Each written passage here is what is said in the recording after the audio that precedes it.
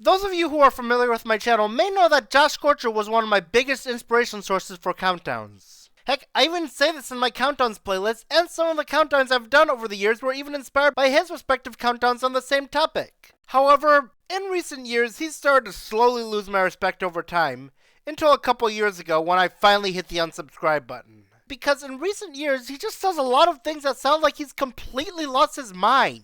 I could give you guys 50 examples to prove my point, but to save time, I'll only list the ones I can think of at the moment. Okay, what? Oh my gosh, that's so cute! Okay, a lot of these adult characters are kind of hot. Dude, she's like 14. You're lucky you didn't get thousands of hate messages for that comment alone. When I came up with that rule, there was a little bit of debate in the crew whether or not Maleficent from Kingdom Hearts counted. I mean, yeah, it was a dragon fight, looked like a dragon, felt like a dragon, but she's a fairy. So, she's still a dragon in this form. Now, these two may seem like simple mistakes, but just wait until you see what he picked for the #1 spot in his Darkest Zelda Moments list. I know what you're probably thinking. Well, if you don't like him anymore, why did you even bother watching it? While some of his newer countdowns are still on interesting topics that have me checking them out on rare occasions, and this is no exception, you may know that when I did my Darkest Zelda Moments list, that was inspired by his list on the Darkest Mario Moments. So to see that the guy who inspired me to do a list of the top 10 Darkest Zelda Moments list did his own Darkest Zelda Moments list got my attention, especially considering how much I love the Zelda series. But I watched it and, not to come off as someone with a superiority complex, but I honestly think I did an overall better job with my choices than he did, especially when it comes to the #1 choice. And so we're going to take a look at the #1 entry to see why I made that claim. Well, I've stalled this long enough. Let's just see what he picked for his #1 spot, because I have a lot to say about this. By far, the darkest area of the entire game is Akana Canyon.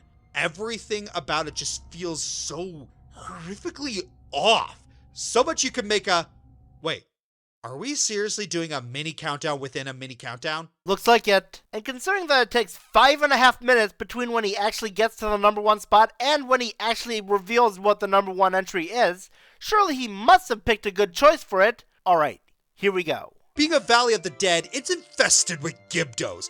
After you clear them out via a giant music box, you go inside and, well, I'll just let the clip speak for itself.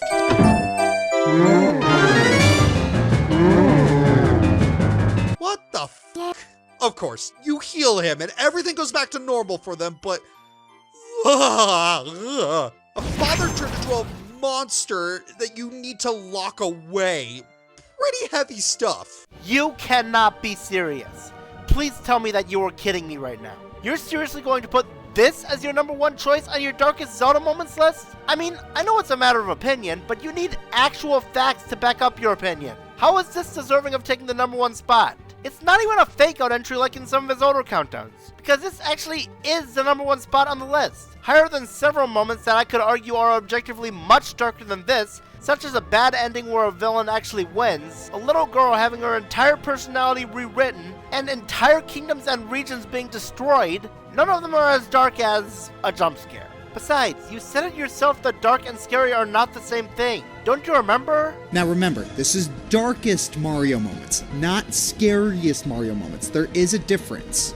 I'm going to be talking about thematic elements and less about the scares. So, no ghost house oh my gosh, what the f- Well, it looks like he doesn't remember. Oh, but let's just put the scare factor aside and think about what's actually dark about this scene.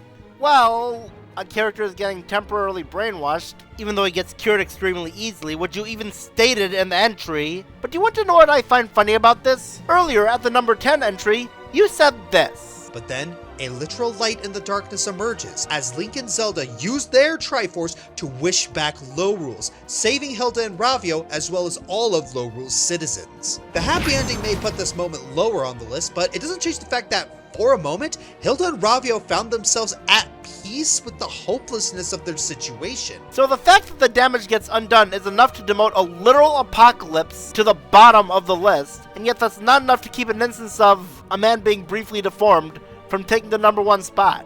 I don't think I've seen a countdown maker shoot themselves in the foot this hard in quite a while. But even if you ignore that, the fact that they had the audacity to call what's mostly just a jump scare the darkest moment in Zelda history, and barely explain anything as to how it's so dark, let alone this dark, Honestly, if this was a list of the scariest Zelda moments, I'd still roll my eyes a bit at its placement, but at least I'd understand that's what scared you the most. But no! This is a darkest Zelda moments list, and yet somehow just being a cheap jump scare is enough for you to call it the darkest moment in the series. If this isn't undeniable proof that Joshscorcher has completely lost his mind in recent years, I seriously don't know what is.